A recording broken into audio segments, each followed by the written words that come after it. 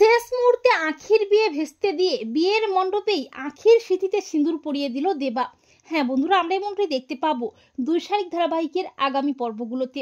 গৌরবের অ্যাক্সিডেন্ট হয়, দেবা গৌরবকে তড়িঘড়ি করে হসপিটালে নিয়ে এসে গৌরবকে হসপিটালে অ্যাডমিট করিয়ে দেয়। অপরদিকে আখিকে কোণে সাজে সাজানো হয় বিয়ের জন্যে। আর ঝিলিক আখিকে ফোন করে, কিন্তু আখি কোনো মতেই ফোনটা রিসিভ করে না। তখন ঝিলিক বলে, ঠিক আছে আখি, তুই তোর অভিমান নিয়ে বসে থাক, আর আমি দেবাকে ফোনটা করি। এরপর ঝিলিক দেবাকে ফোন করে চালাকি করে বলে, দেবা আমাকে ক্ষমা করে দাও, আমার মাথার ঠিক নেই, তাই আমি তোমার সাথে খারাপ ব্যবহার করে ফেলেছি। আমি তোমাকে খুব ভালোবাসি, তোমাকে ছাড়া আমি বাঁচবো না, আমি মরে যাব, আমি বাধ্য হয়ে এই বিয়েটা করছি, তুমি আমাকে বাঁচাও দেবা। তা শুনে দেবা তো আখির কাছে যাওয়ার জন্য অস্থির হয়ে পড়ে। দেবা ছটফট করতে থাকে আখির কাছে আসার জন্য। এরপর নার্স এসে দেবাকে জানায় গৌরবকে রক্ত দিতে হবে, ও নেগেটিভ। তখন দেবা নিজে গৌরবকে রক্ত দিয়ে গৌরবের প্রাণ বাঁচায়। আর ঝিলিক ও গৌরবের বাড়ির সবাই খবরটা পেয়ে তড়িঘড়ি করে ছুটে আসে হসপিটালে। অপরদিকে আখির খুব কষ্ট হতে থাকে দেবার জন্যে।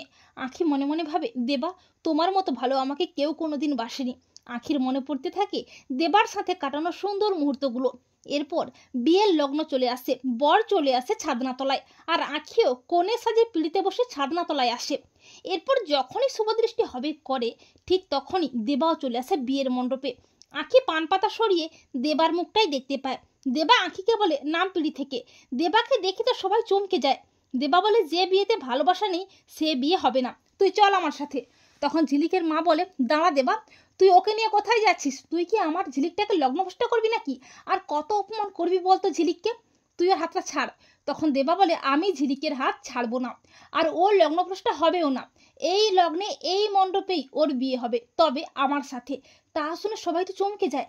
আখি বলে, দেবা তুমি এসব কি বলছো? তুমি চলে যাও, তুমি আমার হাতটা ছাড়ো দেবা। দেবা বলে, ছাড়বো না, আর কোনোদিন যাতে ছাড়তে না হয় তার ব্যবস্থা আমি করব।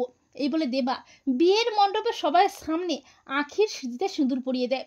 আর তা দেখে তো সবাই চক্ষু চড়ক গাছ।